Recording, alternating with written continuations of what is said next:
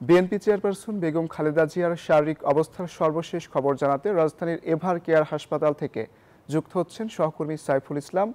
সাইফুল, বেগম খালেদা জিয়ার শারীরিক অবস্থা সম্পর্কে সর্বশেষ কি তথ্য আছে আপনার কাছে?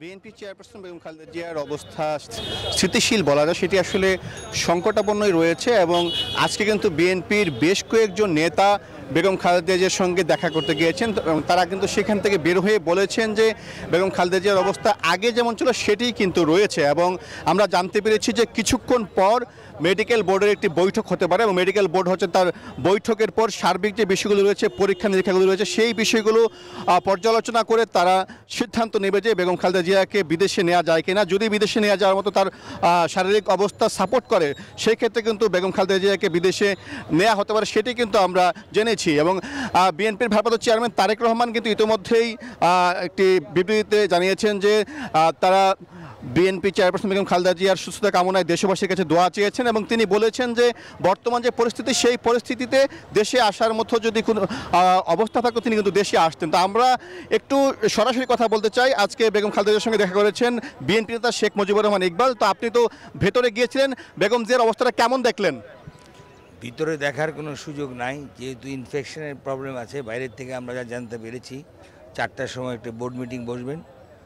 আমাদের দেশনেত্রী, আমাদের মা বেগম খালেদা জিয়া, উনি আইসিইউতে আছেন, ওনাকে এখন অক্সিজেন সাপোর্ট দিচ্ছেন এবং বিভিন্ন কমপ্লিকেশনের মধ্যে বিভিন্ন জটিল কারণে বোর্ড মিটিংয়ের পর ছাড়া কোনো সিদ্ধান্ত নিতে পারতেছে না বিদেশ নেওয়া যাবে কি যাবে না।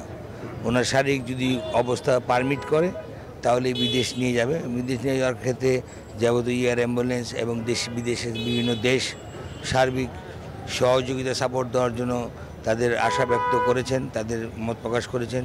যে কোনো কিছুর বিনিময়ে যে কোনো কিছু সাহায্য করতে সৌদি আরব, কাতার ইতিমধ্যেই তাদের এয়ার অ্যাম্বুলেন্স দেওয়ার জন্য কথা বলেছেন এবং এখন সমস্ত কিছু ডক্টরের কাছে আর আল্লাহর কাছে। আমরা চাই আমাদের মা আমাদের মাঝে অতি সত্বর ফিরে আসুক এবং সুস্থ হোক।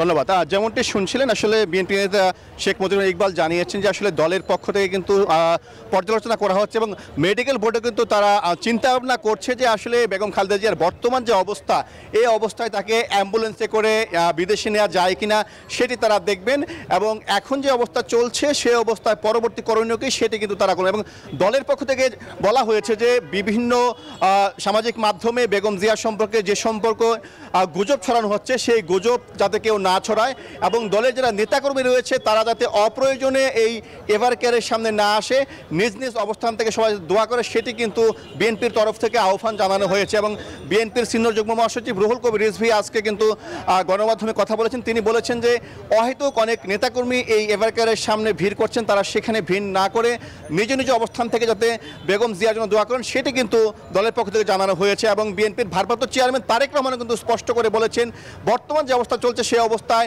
বেগম জিয়ার সঙ্গে জন্য দোয়া করার সবচেয়ে বড় বিষয়। তো এই ছিল আমার কাছে রাজধানীর এভার কেয়ার হাসপাতাল সামনে থেকে সর্বশেষ খবর। সাইফুল, আপনাকে ধন্যবাদ।